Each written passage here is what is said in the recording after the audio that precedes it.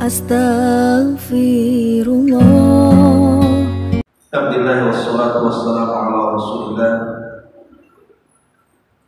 wa ala alihi wa sahbihi wa mawala wa la hawla wa la quwwata illa billahi wa ba'd.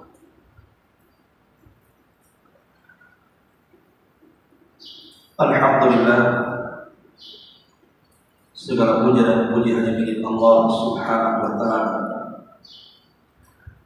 Salawat dan juga salam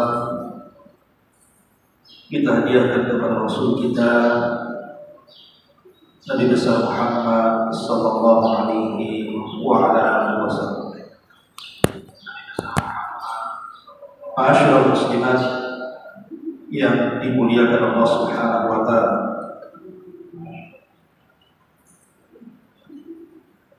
alhamdulillah di pagi menjelang siang ini kita bisa kembali duduk di Masjid Darul Ilmi. Tentu tidak lain dan bukan dalam rangka untuk thalabul ilmi. Salawat dan juga salam kita hadiahkan kepada Rasul kita Nabi besar Muhammad sallallahu alaihi wa alihi wasallam. Tema di pagi hari ini kita akan bahas tentang 8 dosa yang kelak pada hari kiamat akan disingkap aibnya oleh Allah di hadapan manusia. Dosa apa ini? Dan begitu malunya kalau seandainya Allah Subhanahu wa ta'ala membongkar dosa kita di hadapan seluruh manusia kelak pada hari kiamat. Baik, sebelum saya menyebutkan 8 dosa yang akan disingkap aibnya pada hari kiamat, kita berikan mukadimah dulu bahwa salah satu nikmat yang sangat besar yang Allah Subhanahu wa ta'ala anugerahkan kepada kita adalah nikmatu as-sitr, nikmat di mana aib kita ditutup oleh Allah Subhanahu wa ta'ala di dunia. Karena salah satu yang membuat kita dihargai, dimuliakan, bahkan dihormati, itu karena Allah menutup aib kita. Kalau Allah Subhanahu wa ta'ala membongkar satu saja dari aib kita ini, tentu tidak ada manusia yang tahan untuk hidup karena menanggung malu. Sehingga ketika Allah Subhanahu wa ta'ala menutup aib-aib kita, itu sebuah nikmat yang harus kita syukuri. Karena tidak ada satupun manusia yang sempurna. Pasti ada saja kekurangan dari dosa-dosa yang kita lakukan atau maksiat yang kita kerjakan. Tapi karena di antara nama dari nama-nama Allah Subhanahu wa ta'ala ada As-Sittir, Allah zat yang maha menutup aib, maka Allah Subhanahu wa ta'ala dengan kebaikan dan kemurahannya menutup aib-aib hambanya. Maka bersyukurlah kita kepada Allah, kita memiliki Rabb yang maha menutup aib-aib kita. Ma'asyiral muslimat yang dimuliakan Allah Azza wa Jalla, bisa kita bayangkan, Bu, kalau seandainya seseorang itu dalam hatinya hendak melakukan sebuah kejahatan, kemudian kejahatan itu disingkap oleh Allah Azza wa Jalla, tentu kita akan malu. Atau seseorang menanamkan dendam kepada saudaranya, kemudian ketahuan karena Allah singkap. Atau seandainya seseorang melakukan dosa tidak terang-terangan, sembunyi-sembunyi, tahu-tahu disingkap oleh Allah Subhanahu wa taala dosa-dosa itu di hadapan manusia. Atau kalau seandainya setiap dosa itu memiliki bau dan bisa bicara, siapa yang tahan hidup di dunia? Tetapi dengan nama Allah As-Sittir, bahwa Allah zat yang maha menutup aib inilah, sehingga terkadang dosa-dosa kita Allah tutupi untuk memberikan kesempatan kepada kita agar kita bertobat kepada Allah Subhanahu wa taala. Satu hari Nabi SAW memanggil Hazzal. Hazzal ini sahabat Nabi. Dia tuan daripada Maiz, seorang budak yang dimerdekakan, yang berzinah dengan seorang budak wanita lainnya. Kemudian oleh Hazzal ini diperintahkan Maiz ini agar terus terang perbuatan zinahnya kepada Nabi. Akhirnya oleh Nabi SAW ketika itu disuruh pulang. Ketika Maiz mengatakan, "Ya Rasulullah, inni zanaitu fatahhirni." Rasul, aku berzina, bersihkan aku. Kata Rasul, sudah pulang saja. Mungkin kau hanya meraba-raba, meluk-meluk, kau tidak berzina. Rasul memberikan kesempatan untuk bertobat, dan Rasul ingin menutup aibnya. Tapi karena Maiz ini terus-terusan memaksa, dia minta dirajam karena dia sudah menikah. Akhirnya si Maiz pun dirajam. Saat dirajam dia kesakitan, kemudian lari, kemudian dikejar sampai akhirnya ketangkap, kemudian diikat, kemudian dilempari batu sampai mati. Kabar ini datang kepada Rasul, dan Rasul mengatakan kepada para sahabat, kenapa kau tidak biarkan Maiz lari? Kenapa kalian kejar? Kemudian Nabi memanggil Hazzal yang merupakan orang tua angkat dari Maiz dan mengatakan, halla satartahu ya Hazzal, kenapa kau tidak tutup aibnya? Kenapa kau suruh dia melapor kepada aku? Begitulah Islam, Bu, mengajarkan kepada kita tidak boleh membongkar aib orang lain. Sebisa mungkin aib orang itu kita tutup, karena siapapun yang membongkar aib manusia, Allah akan bongkar nanti pada hari kiamat masalahnya. Kata Nabi SAW, man satara musliman satarahullahu yaumal qiyamah. Barang siapa yang menutup aib seorang muslim, Allah akan tutup aibnya pada hari kiamat. Ma'asyiral muslimat yang dimuliakan Allah Azza wa Jalla, maka sebagaimana Allah menutup aib hamba-hambanya, maka kita pun sama harus menutup saudara-saudara kita dari aib-aibnya. Karena betapa banyak di antara kita ini, Bu, kalau kita lagi marah dengan orang dalam satu masalah, kemudian kita menceritakan kepada orang, terkadang kita bercerita itu bukan masalah yang kita hadapi dengan dia, tapi terkadang aib-aibnya juga yang tidak ada hubung kait dengan masalah itu kita bongkar juga. Tidak boleh. Boleh kita membalas kejahatan dengan kejahatan yang sama, tapi tidak boleh berlebihan. Karena Allah yang mengatakan, jazaa'us sayyi'atin sayyi'atun mithluha. Balasan keburukan itu dengan keburukan yang sama, bukan melampaui batas saat membalasnya. Ma'asyiral muslimat yang dimuliakan Allah Azza wa Jalla, bahkan satu hari Umar bin Khattab radhiyallahu anhu, dia memergoki seseorang berzina dengan kedua matanya, dan saat itu Umar menjadi khalifah. Artinya Umar bisa saja menangkap orang itu dan dengan kekuasaannya menghukum dia, karena dia Amirul Mukminin, khalifah kaum muslimin. Dia memergoki orang berzina dengan kedua matanya. Tapi Umar bin Khattab radhiyallahu anhu kemudian mengumpulkan para sahabatnya. Kemudian Umar bertanya kepada mereka, bagaimana pendapat kalian jika ada seorang pemimpin? Dia tidak menyebutkan dirinya. Dengan kedua matanya melihat rakyatnya berzina. Apakah seorang pemimpin itu harus menangkapnya dan menghukumnya? Maka terjadi perselisihan para sahabat. Ketika itu Ali radhiyallahu an menyarankan kepada Umar agar menutup aibnya. Akhirnya Umar pun kemudian mengatakan, benar kalian, wa kadzaba aini, dan kedua mataku yang dusta.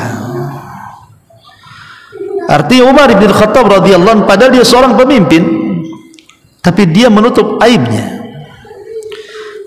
Sebagaimana Allah Subhanahu wa taala menutup dosa-dosa kita, aib-aib kita, untuk memberikan kesempatan dia berbuat baik dan bertobat kepada Allah Azza wa Jalla, maka tirulah cara Allah Subhanahu wa taala dengan kebaikannya kepada hambanya dengan melakukan hal yang sama. Karena di zaman sekarang naudzubillah tsumma naudzubillah, terkadang lisan manusia itu mudah sekali untuk membongkar aib saudaranya. Lihat di televisi-televisi itu, acara-acara itu.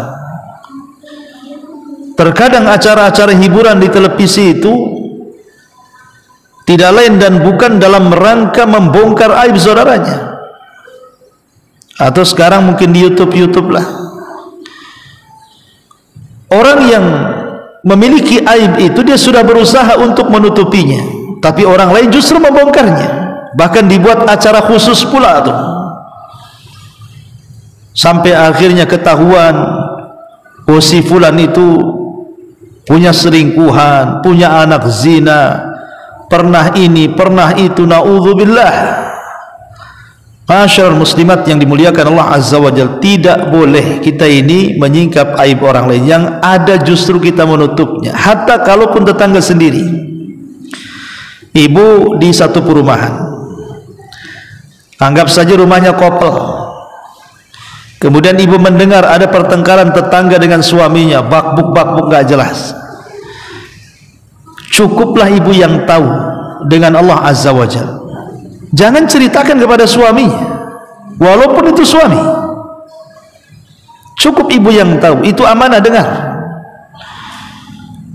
Kalau ibu menceritakan kegaduhan tetangganya yang gak ada sangkut paut dengan ibu ini kepada orang lain selain daripada ghibah, maka ibu sudah membongkar aib saudaranya. Gak usah pedulikan bu aib orang, kita juga banyak aibnya. Ngapain kita mempedulikan aib orang lain?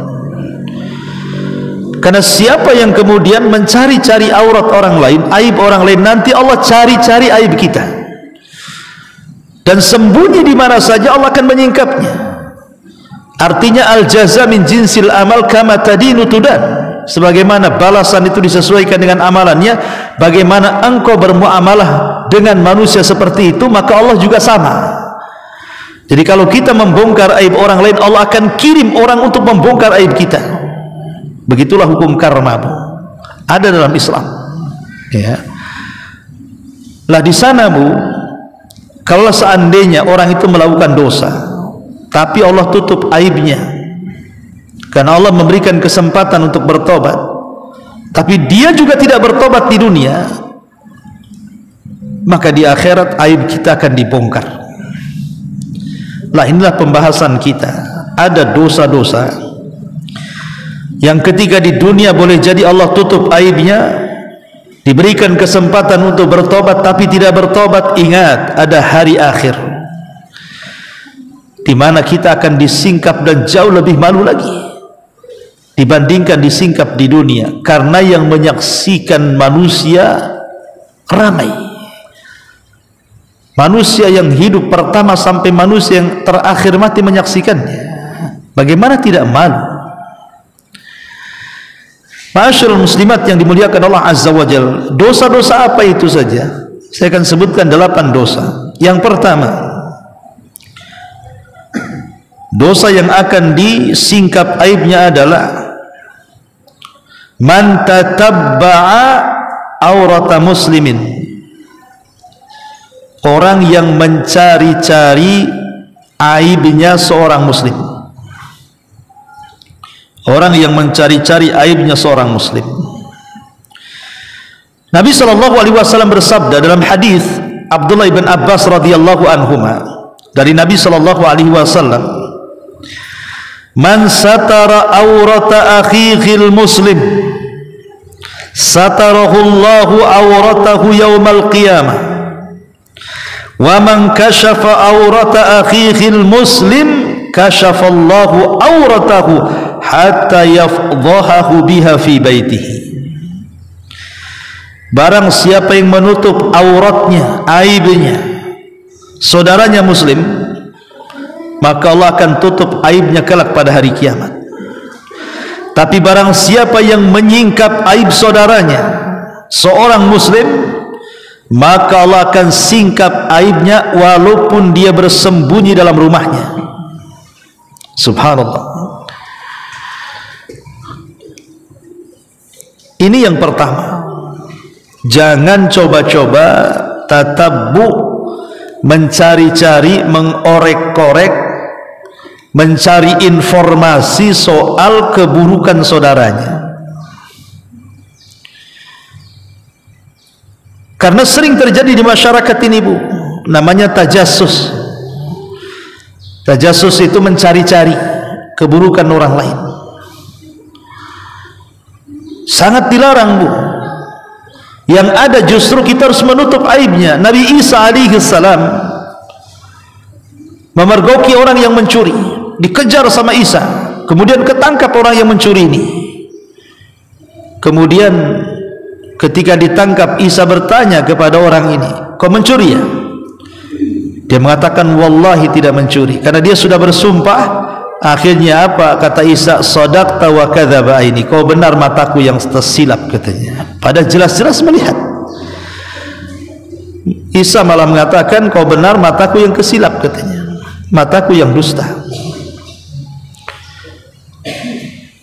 Tetapi kita lihat hari ini, kalau ada saudara kita bermaksiat kepada Allah Azza wa Jalla, justru diceritakan tuh. Sini-sini. Tahu berita terupdate nggak tentang si fulan? Apa itu, Om? Ini begini begitu. Nah, aku lihat dia di sini di situ. Ya. Sedang bermaksiat. Naudzubillah. Tidak boleh. Pamannya ibu sedang jalan-jalan sama suami dengan cari kuliner malam-malam, pamannya kan. Anggaplah ke Nagoya sana. Lewatlah di jalannya mungkin pinggir tempat hiburan. Nampaklah ada tetangga di situ dengan pakaiannya yang tidak senonoh gitu kan. Tutup, nggak usah diceritakan. Ibu pulang, nggak usah diceritakan. Jangan ngerumpi dengan tetangga. Oh, baru tahu si Anu itu rupanya kerjanya gitu, katanya. Nggak boleh, Bu. Siapa tahu dia bertobat di akhir hayatnya. Ibu pula kena maksiat, dia pula diterima taubatnya, ibu pula tak sempat bertobat. Apa masalah nanti di hadapan Allah? Tutup aibnya. Kalau bisa dinasihati, nasihati, tapi jangan disebar aibnya. Kalau tidak sanggup, doakan. Semoga Allah berikan hidayah. Jadi jangan sampai kemudian membongkar-bongkar aib saudaranya muslim atau muslimah. Karena ada ancamannya di sini, faman kashafa aurata akhihil muslim kashafallahu auratahu. Siapa yang membongkar aib saudaranya muslim, maka Allah akan bongkar aibnya walaupun dia bersembunyi dalam rumahnya. Ini yang pertama. Yang kedua, di antara amalan yang akan disingkap kelak aib kita pada hari kiamat, al-mujahiruna bil ma'asi. Al-mujahiruna bil ma'asi, orang yang menceritakan maksiat-maksiat yang dilakukannya padahal Allah sudah menutup aibnya. Nabi SAW mengatakan dalam sebuah hadis, kata Nabi SAW, kullu ummati mu'afan illal mujahirin. Setiap umatku akan dimaafkan, akan diampuni, kecuali orang-orang mujahir. Sahabat bertanya, Rasul, apa mujahir itu? Maka Nabi SAW mengatakan, wa inna minal ajhar atau wa inna minal ijhar an ya'malal abdu bil laili amalan thumma yusbihu qad satarahu rabbuh fayaqulu ya fulan qad alimtul barihata kadha wa kadha wa qad bata yasturuhu rabbuhu fayabitu yasturuhu rabbuhu wa yusbihu yakshifu sitrallahi anhu. Kata Nabi SAW, dan termasuk dari mujahir adalah seseorang hamba melakukan satu amalan dosa di malam hari, kemudian sampai di pagi hari Allah tutup aibnya, tidak ada yang tahu dia melakukan dosa di malam itu. Tiba-tiba pula dia ceritakan dosa semalam kepada saudaranya dan mengatakan, ya fulan, aku semalam sudah melakukan dosa ini dan dosa itu, padahal semalam Allah sudah tutup aibnya sampai subuh, tapi justru dia malah membuka tabir Allah yang menghalangi dirinya dengan dosanya dari manusia. Dan ini banyak, Bu, menceritakan aib sendiri itu banyak, nggak boleh. Kalau seandainya ada orang yang dulunya pernah melakukan kejahatan atau maksiat yang orang tidak tahu, kemudian Allah Subhanahu wa ta'ala tutup aib ibu, akhirnya ibu hijrah. Dengan hijrah itu akhirnya ibu menggunakan pakaian syar'i, mulai ngaji, mulai sholat, mulai tobat, mulai berbuat baik, mulai memperbaiki diri. Kalau Allah sudah berikan taufik dan hidayah, jangan coba-coba menceritakan dosa masa lalu. Cukuplah Allah dan ibu yang tahu, jangan diceritakan. Pamannya di badan ibu banyak tatonya, karena dulunya ya mungkin masuk ke pergaulan jahiliyah, masih awam, ikut geng motor sana, geng motor sini, pamannya kan, atau ingat anak-anak pang gitu ya. Tapi di masa ibu muda belum ada pang lah ya. Anggaplah kemudian ibu masuk dulunya dalam pergaulan yang gak jelas, akhirnya penuhlah badan itu dengan tato. Allah takdirkan hidayah menyapa ibu pula. Tobatlah ibu, mulai pakai pakaian syar'i, mulai rok-rok mini itu dibakar ibu, ganti pula pakaian yang panjang. Tutup, Bu, jangan ada yang tahu. Tutup. Cukup ibu dengan suami saja. Kalau dengan suami kan tak mungkin pakai baju terus, bukan itu. Cukup ibu dengan suami kalau yang punya suami. Kalau tidak punya, cukup ibu sendiri yang tahu. Tutup, ya. Pakai pakaian yang tertutup. Jadi kalau kenalan dengan orang itu, orang tahu ibu orang baik. Tapi kalau ibu ceritakan kepada orang, apalagi menceritakannya dengan bangga gitu ya, oh saya ini belum tahu saja, aku pun pernah juga tuh kayak gitu tuh ya. Kayak gitu apanya? Kayak gitulah pokoknya ya. Kayak anti juga kan itu. Saya juga pernah kelayapan malam-malam tuh dulu tuh, jadi wanita remang-remang gak jelas kan itu kan, umpamanya. Nggak usah, Bu, Allah sudah tutup aibnya. Cukup ibu yang tahu dengan Allah, nggak usah diceritakan. Kalau sudah baik nggak usah diceritakan, supaya orang-orang itu ketika kenalan dengan ibu, taunya ibu orang baik, akhirnya ibu didoakan orang lain, apalagi tambah baik lagi, tambah banyak lagi doanya orang lain itu. Tapi kalau seandainya ibu ceritakan dosanya, dikhawatirkan yang tadinya pandangan manusia positif dengan ibu jadi negatif akhirnya. Pakaian aja bagus-bagus, isinya tato semua tuh katanya. Jangan, nanti kan pandangan orang jadi negatif, Bu. Tapi kalau orang nggak tahu kan positif semua pandangan orang itu. Maka ini dosa yang kedua, jangan suka menceritakan aib sendiri. walaupun sama suaminya, walaupun sama orang terdekatnya, tidak boleh. Karena dulu ada satu cerita, Bu. Ada seorang wanita ini dulunya mantan wanita malam, kemudian tobat, kemudian mendapatkan laki-laki soleh, kemudian menikah. Wanita ini merasa bersalah gitu. Dia harus menceritakan masa lalunya. Setiap hari dibayang-bayangi dengan masa lalunya. Dia merasa bersalah. Dia ingin menceritakan kepada suaminya yang soleh. Mudah-mudahan suaminya menerima dirinya, dan dia yakin akan memaafkannya karena suaminya orang baik. Akhirnya setelah istikharah, dia ceritakan, oh saya ini mantan itu, banyak mantan ya. Marah suaminya, Bu. Langsung diceraikan hari itu juga. Terkadang niat baik tidak mesti dapat sambutan positif, terkadang bisa jadi negatif.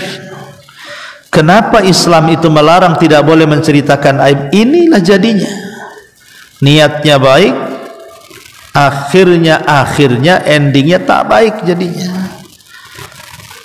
Makanya Islam itu ketika melarang sesuatu ada masalah di dalamnya, jangan ceritakan. Cukup ibu dengan Allah saja yang tahu. Karena setiap kita ini punya aib. Ibu, saya, siapapun punya aib. Ibu kalau tahu aib saya nggak mungkin juga ngaji di sini. Ngapain ngaji sama Bu Meroh katanya. Saya pun tidak mau juga duduk sama ibu kan begitu. Kalau masing-masing orang itu tersingkap aibnya masing-masing. Tapi alhamdulillah Allah itu sitir, zat yang maha menutup aib. Ibu tidak tahu aib saya, saya cuma tak tahu aib ibu kan gitu. Allah tutup masing-masing, jadi saling menghormati dan menghargai. Masyarul muslimat yang dimuliakan Allah Azza wa Jalla, lah orang-orang yang menceritakan aibnya sendiri kelak pada hari kiamat, maka Allah akan bongkar tuh aibnya di hadapan manusia yang ramai. Ini yang kedua. Yang ketiga, di antara dosa yang akan disingkap aibnya adalah muraun. Muraun, orang yang dalam amal soleh itu pengen dipuji manusia, pengen dielu-elukan manusia. Disebutkan dalam sebuah hadis dari Nabi SAW bahwa kelak pada hari kiamat ada orang-orang yang zahirnya mati syahid, zahirnya ahli sedekah, zahirnya ahli Quran. Tiga manusia dihadapkan di hadapan Allah ini, disaksikan orang ramai. Kemudian Allah ditanya kepada orang yang mati syahid dengan menggambarkan amalan dia di dunia. Kata Allah, betul itu kamu yang berjihad? Oh iya ya Rabb, itu saya ya Rabb. Allah mengatakan, kau sedang apa di situ? Dia mengatakan, qataltu fika hatta ustushhidu. Aku berperang di sana ya Rabb sampai aku mati syahid di peperangan itu. Apa kata Allah? Kadzabta, dusta kamu.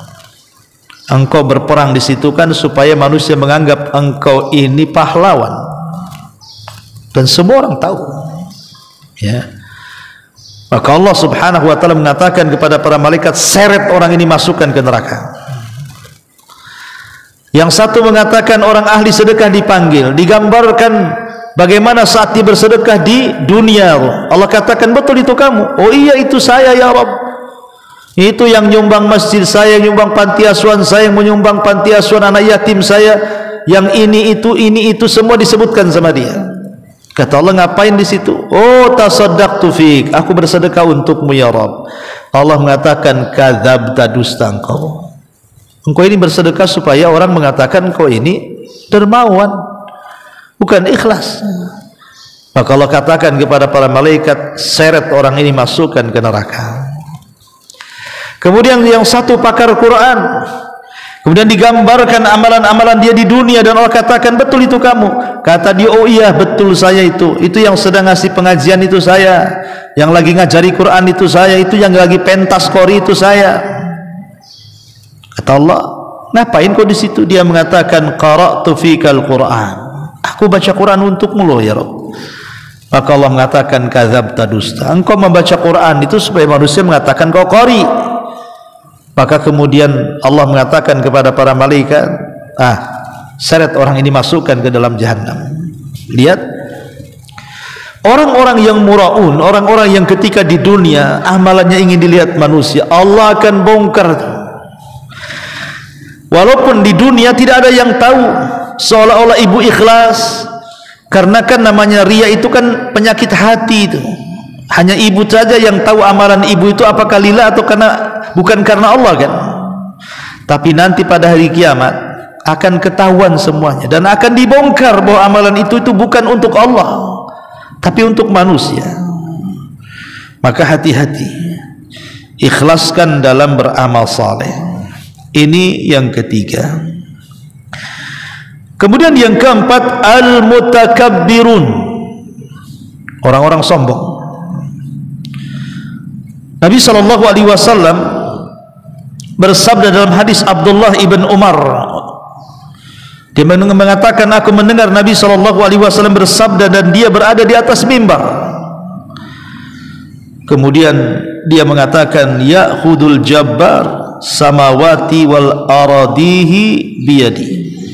Satu hari Allah akan menggenggam 7 lapis langit dan 7 lapis bumi di tangannya. Kemudian Allah Subhanahu wa taala akan katakan, anal jabbar, ainal jabbarun, sayalah zat yang maha sombong. Mana orang-orang yang congkak di dunia itu? Ainal mutakabbirun, di mana orang-orang yang sombong itu? Jadi Allah Subhanahu wa taala lah yang berhak sombong. Kita ini tidak berhak sombong. Sombong itu adalah ridanya Allah, selendangnya Allah. Kita ini tidak berhak sombong. Karena sombong itu salah satu nama Allah Al-Jalal, yang agung. Kita tidak boleh menirunya. Kita harus meniru kebalikannya. Kalau Allah sombong, kita tawadu. Karena siapapun yang menyombongkan diri di dunia, Allah akan jatuhkan dia di hadapannya. Siapapun yang rendah diri di dunia, Allah angkat derajat dia di hadapannya. Man tawadha'a lillah rafa'ahu Allah. Siapa yang tawadu karena Allah, Allah angkat derajatnya. Tapi siapa yang sombong, maka Allah Subhanahu wa taala akan hinakan derajatnya. Dan orang-orang yang sombong nanti pada hari kiamat itu akan ditampakkan tuh, akan dihinakan. Kata Nabi SAW ketika menggambarkan orang-orang yang sombong itu, yuhsyarul mutakabbiruna yaumal qiyamati amsaladzar. Nanti pada hari kiamat orang-orang yang sombong itu akan dikumpulkan seperti seekor semut kecil. Fi suratir rijal, dalam bentuk manusia.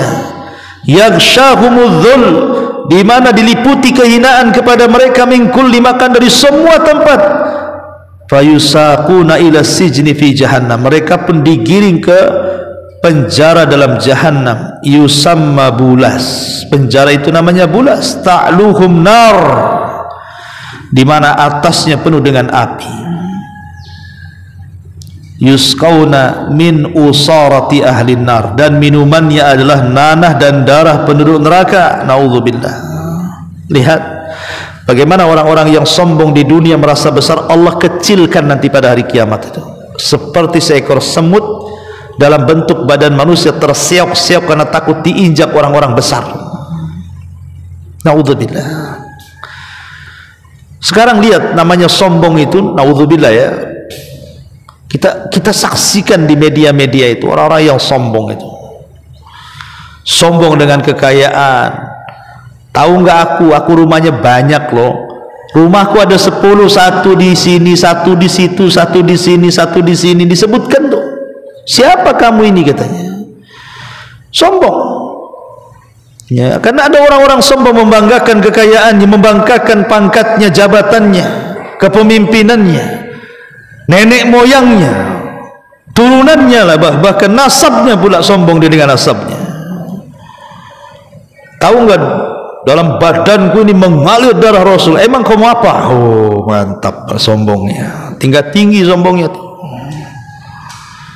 Berbangga dengan nasab ala jahiliyah. berbangga dengan pangkat, belum tahu siapa aku dia katanya. Emang kalau tahu kenapa? Malik ibn Dinar, seorang ulama salaf. Malik ibn Dinar, satu hari di depannya ada seorang panglima Basrah lewat dengan membusungkan dada. Jadi Malik ibn Dinar ini nasihatilah ini seorang panglima perang ini dan mengatakan, jangan kau jalan seperti itu, karena jalan seperti itu jalannya penduduk neraka. Dinasihati panglima perang ini. Mungkin bergaya dia karena dia merasa panglima dan dia seorang gubernur Basrah. Jadi Malik ini seorang ulama, Malik ibn Dinar ini jalan pula dengan membusungkan dadanya di hadapan dia. Ditegurlah sama ulama ini, jangan jalan kayak gitu, itu jalan penduduk neraka. Apa kata si wali Basrah ini? Ala ta'rifuni? Enak aja kau ngomong, kau nggak tahu siapa aku ya katanya. Kata Malik ibn Dinar, bal a'rifuka haqqal ma'rifah, bahkan aku tahu, lebih tahu daripada dirimu sendiri katanya. Kemudian kata wali Basrah, panglima perang ini mengatakan, iya kalau begitu siapa aku kalau kau mengetahui aku ini? Maka dia mengatakan, engkau ini manusia yang keluar dari 2 lubang najis, dan sekarang di perutmu pun penuh dengan najis, dan kalau kau mati jadi bangkai, tidak ada manusia yang akan dekat-dekat denganmu. Kau ini bukan siapa-siapa katanya. Subhanallah, ini kan kalimat yang dalam ini. Kau ini manusia yang keluar dari 2 lubang najis, kau berjalan dalam perutmu juga penuh dengan najis, dan kalau kau mati kau jadi bangkai, kau akan sombongkan di hadapan Allah. La haula wala quwata illa billah. Akhirnya dia sadar, maka hendaklah jangan sombong. Yang namanya langit, di atas masih ada langit, di langit itu pun masih ada langit lagi, berlapis langit-langit itu. Kenapa, apa yang harus sombongkan? Ya. Ini yang keempat. Yang kelima, al-munafikun, orang-orang munafik. Orang-orang munafik di dunia yang mereka menampakkan keislaman dan menyembunyikan kekufuran, maka mereka akan dibongkar aibnya oleh Allah Azza wa Jalla pada hari kiamat. Orang-orang munafik, dzu wajhaini, pemilik 2 wajah. Kemudian juga yang nomor 6, al-ghudur, berkhianat, para pengkhianat. Nabi SAW mengatakan, idza jama'allahu al-awwalina wal akhirin yaumal qiyamah yurfa'u li kulli ghadirin liwa faqila hadhihi ghudratu fulanin wa fulan. Kata Nabi SAW, apabila Allah kumpulkan orang-orang yang awal dan juga orang yang akhir kelak pada hari kiamat, maka akan diangkat pada setiap para pengkhianat itu ada bendera yang mencirikan dia seorang pengkhianat. Kemudian dikatakan, inilah bendera fulan ibn fulan, si pengkhianat itu. Jadi pengkhianatan itu akan membongkar aib dia pada hari kiamat. Ya, pengkhianat itu kan umum. Pengkhianat negara ya ada, ya. Pengkhianat di perusahaan ya ada. Pengkhianat dalam keluarga ya ada. Pengkhianatan itu di mana-mana. Istri mengkhianati suami, suami mengkhianati istri. Pemimpin mengkhianati rakyat, rakyat mengkhianati pemimpinnya. Perusahaan mengkhianati bosnya, bos juga mengkhianati para pekerja di perusahaannya. Pengkhianat itu banyak di sekitar kita. Tapi ingat, kelak pada hari kiamat para pengkhianat itu akan dibongkar aibnya di hadapan Allah Subhanahu wa taala. Ini yang ke-6. Yang ke-7, al-ghulul. Ghulul itu artinya mengambil hak, atau dengan bahasa lain korupsi lah kan gitu. Mengambil harta yang belum dibagi, mengambil harta yang bukan haknya. Nabi Allah Subhanahu wa taala berfirman dalam surah Al-Imran ayat 161, "Wa ma kana lin-nabi an yaghul wa man yaghlul ya'ti bima ghalla yaumal qiyamah thumma tuwaffa kullu nafsin ma kasabat wa hum la yudhlamun." Tidak layak seorang nabi menyelewengkan harta rampasan perang. Siapa yang menyelewengkan harta rampasan perang, niscaya pada hari kiamat dia akan datang membawa apa yang diselewengkannya itu. Kemudian setiap orang akan diberi balasan secara sempurna sesuai apa yang mereka lakukan, dan mereka tidak akan dizalimi sama sekali. Lihat, harta yang diambil nanti pada hari kiamat, harta itu akan datang untuk membalasnya. Seperti orang-orang yang berkhianat, dia tidak mau bayar zakat, maka harta-harta itu akan dibentuk oleh Allah. Umpamanya dia punya kambing, punya sapi, punya unta, pas waktunya zakat tak mau dikeluarkan zakatnya, nanti unta, sapi, kambing pada hari kiamat akan dibesarkan, kemudian akan menginjak-injak kita dan menandu-nandu kita, karena kita tidak pernah membayar zakatnya. Kita berkhianat dengan harta kita. Ataupun orang-orang yang punya emas banyak tidak dizakatkan, emasnya akan dilelehkan dan akan disetrikakan di punggung dan pundak dia sampai dia menjerit-jerit, sampai terkelupas semua kulitnya, menyasar ke dagingnya, dan dia pun merasa kepanasan yang luar biasa. Jadi orang-orang yang kemudian menyelewengkan, mengambil harta yang bukan haknya, dan sekarang ma'ruf ya, yang namanya korupsi di negeri ini luar biasa. Artinya sudah banyak kejujuran itu tercabut di semua kalangan dan lini kehidupan.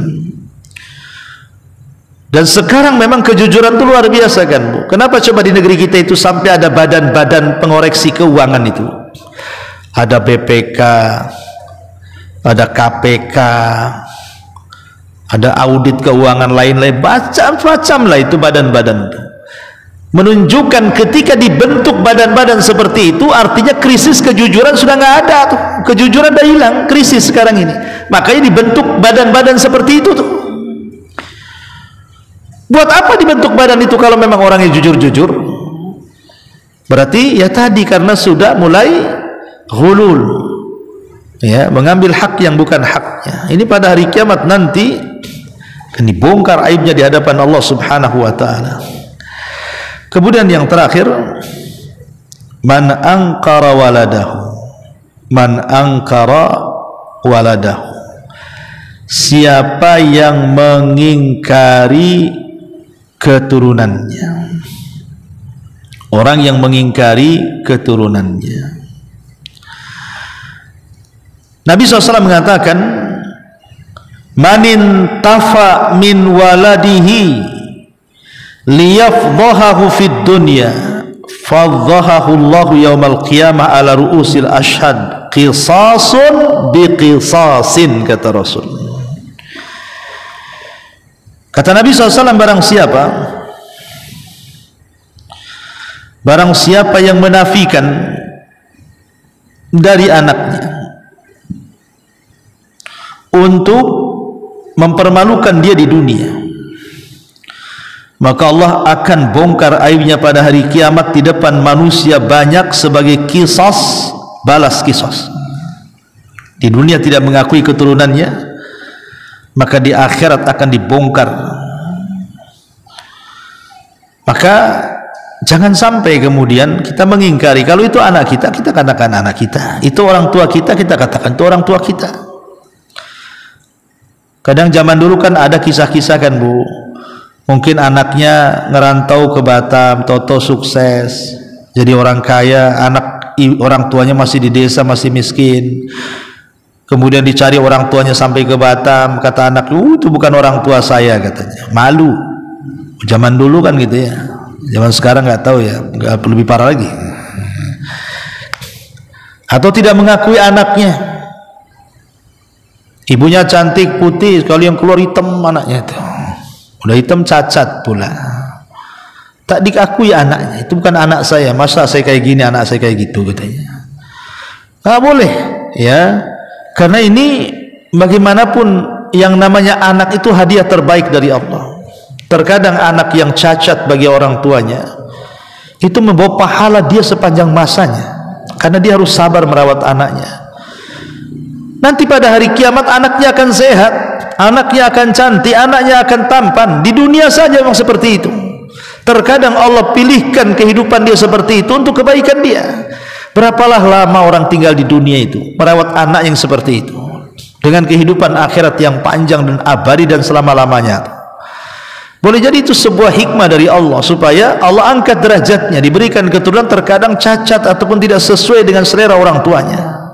Itu ujian. Anak itu kan bisa jadi ujian, bisa jadi musuh, bisa jadi kebanggaan, atau boleh jadi mungkin kesenangan dunia akhirat. Kita tidak tahu anak kita ini masuk ke yang mana.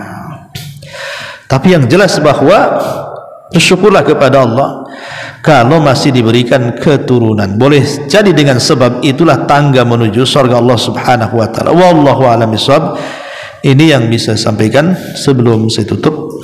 Silakan kalau ada yang mau bertanya.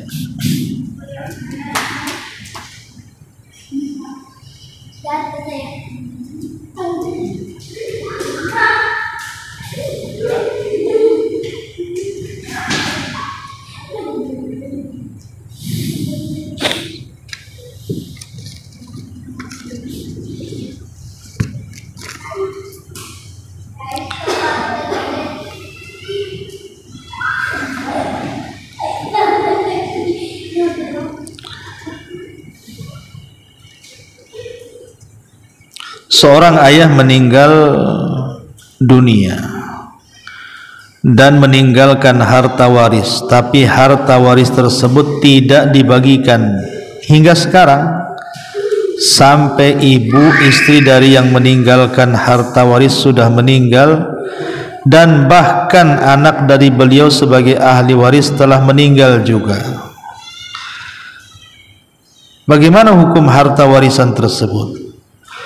Dan apakah warisan dari anak yang sudah meninggal turun ke cucunya, atau hanya dibagikan kepada anak-anaknya yang masih ada saja? Iya, begini Bu ya.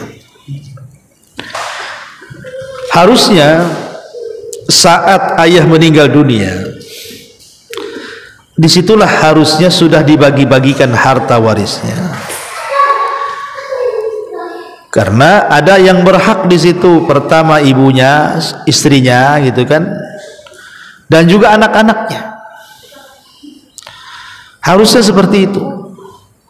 Tapi terkadang ada seorang ibu yang tidak paham. Seorang ibu yang tidak paham, tidak mau dibagikan harta suaminya. Maunya dikuasai dia sendiri, anak-anaknya kan ikut saya, alasannya seperti itu. Itulah akhirnya terjadi seperti ini. Jadi harusnya ketika sang pemilik harta meninggal, cepat dibagi waris.